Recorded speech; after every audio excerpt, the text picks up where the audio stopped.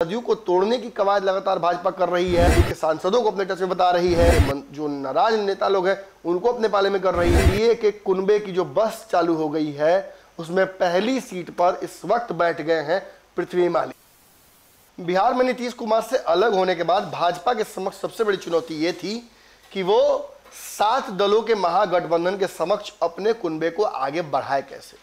जो दल बिहार में थे वो ऑलरेडी महागठबंधन में जा चुके थे और जो बचे थे वो महागठबंधन में एंट्री के लिए लगातार प्रयासरत थे।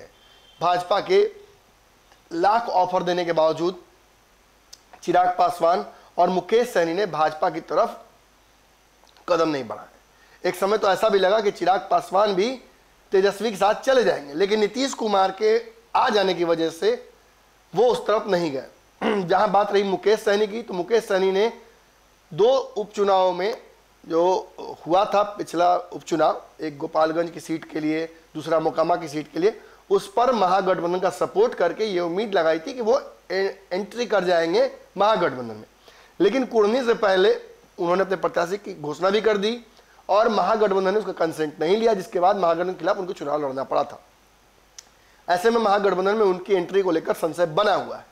लेकिन इस बीच लगातार भाजपा अपने कुनबे को बढ़ाने के लिए इन सभी पार्टियों को अप्रोच कर रही है। आरसीपी सिंह की भी पार्टी बिहार में बनने जा रही है। एक और पार्टी निषाद समाज की पार्टी वीएसपी जो ऑलमोस्ट बन चुकी है, उसका भी एनडीए से गठबंधन की बात चल रही है। लेकिन एक तरफ जहां चिराग पासवान की बातें चल रही हैं, दूसरी तरफ आरसीपी सिंह की बातें चल रही हैं। मुकेश सहनी से कई राउंड की भाजपा की बातचीत हो चुकी है और मुकेश सहनी के अपनी जो इच्छा है उसकी वजह से मामला रुका हुआ है। वहीं बताया जा रहा है कि बिहार में एक दल ने इन सभी दलों से बाजी मारते हुए एनडीए में पहली एंट्री करके अपना जगह सुरक्षित कर लिया है। निश्चित तौर पर 2024 के चुनाव में भाजपा अपने सहयोगियों को खोजेगी और बिहार में एक ऐसा मजबूत अलायंस बनाएगी जो उसे 24 के चुनाव में पार लगा सके। खास बात यह है कि बिहार जातीय समीकरणों में जिस तरह से बटा हुआ है उसका फायदा फिलहाल महागठबंधन को होता हुआ नजर आ रहा है। लेकिन चिराग, आरसीपी, आगे चल के उपेंद्र कुशवाहा की बात हो रही है, वापसी की, उनकी पार्टी फिर से निर्माण हो रही है। इन सभी को अगर हम ध्यान से देखते हैं तो हमें एहसास होता है कि मुकेश सहनी और बाकी नेताओं को साथ बुलाकर भाजपा क्या स्थापित करना चाहती है, बिहार में क्या अचीव करना चाहती है। निश्चित तौर पर एमवाई समीकरण से ऊपर उठ चुका है महागठबंधन भी, और अगर महागठबंधन अपने कोर वोट को इकट्ठा कर लेता है तो 2024 के चुनाव में भी भाजपा को, एनडीए को एक बड़ी चुनौती दे सकता है। लेकिन लाख समस्याओं के बावजूद भाजपा का ट्रैक रिकॉर्ड लोकसभा चुनाव में 14 के बाद से बड़ा मजेदार रहा है बिहार में, और इसी कड़ी को आगे बढ़ाना वो चाहेंगे।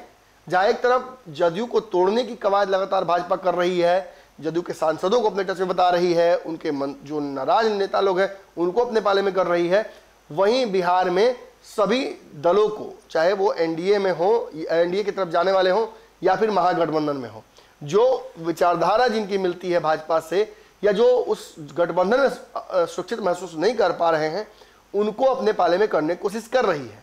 यहाँ तक कि बताया रहा है कि जीतन राम मांझी भी आगे चल के एनडीए का हिस्सा हो सकते हैं अगर सीटों का समीकरण उनके हिसाब से नहीं बनता है महागठबंधन में। तो जहाँ एक तरफ ये सब कुछ चल रहा है, वहीं एनडीए के कुनबे की जो बस चालू हो गई है उसमें पहली सीट पर इस वक्त बैठ गए हैं पृथ्वी माली। भारतीय जन परिवार पार्टी, जिसके बारे में हमने आपको बताया था कि शुरुआत बोचहा चुनाव में अपने प्रत्याशी को देने से इन्होंने किया था, और बाद में आपने देखा कि किस तरीके से कुर्नी में प्रत्याशी को उतारने के बाद जब भाजपा से इनकी बातचीत हुई तो अपने प्रत्याशी को बिठाया और भाजपा के साथ भाजपा का सपोर्ट वहां अपने समर्थन दिया वहां उन्होंने, और साथ ही साथ जो घोषणा कर दी गठबंधन भाजपा के साथ वो करने जा रहे हैं। कल भी आपने देखा कि किस तरीके से पृथ्वी माली जो बीएससी स्टूडेंट्स थे उनके प्रोटेस्ट में पहुंचे और उसके बाद उन्होंने वहीं से यह भी घोषणा कर दी कि एनडीए एकजुट होकर छात्रों के साथ खड़ा है। निश्चित तौर पर उनकी मुलाकात आरसीपी सिंह, चिराग पासवान से भी इस बीच में हुई है, यानी कहीं ना कहीं एनडीए के कुनबे को एकजुट करने का काम पृथ्वी माली शुरू कर दिए हैं। भारतीय जन परिवार पार्टी वो पहली पार्टी है जो 2024 के चुनाव के लिए एनडीए में ऑफिशियल एंट्री मार चुकी है। अगर ये वीडियो पसंद आई और वह बिहार के राजनीति और बिहारियत से सरोकार रखेनी तो सब्सक्राइब बटन दबा के चैनल के सब्सक्राइब कर ली। ओजे एगो घंटी बा, ओकरा बटन दबा देला से कुल सटीक और मारक खबर रुआ मुफ्त में मिल जाई। अगर रउआ पत्रकारिता के हमनी के नया प्रयोग में सहयोग कर चाहतानी तो ज्वाइन बटन दबा दी। पेटीएम नंबर नोट कर ली 9386816700। धन्यवाद।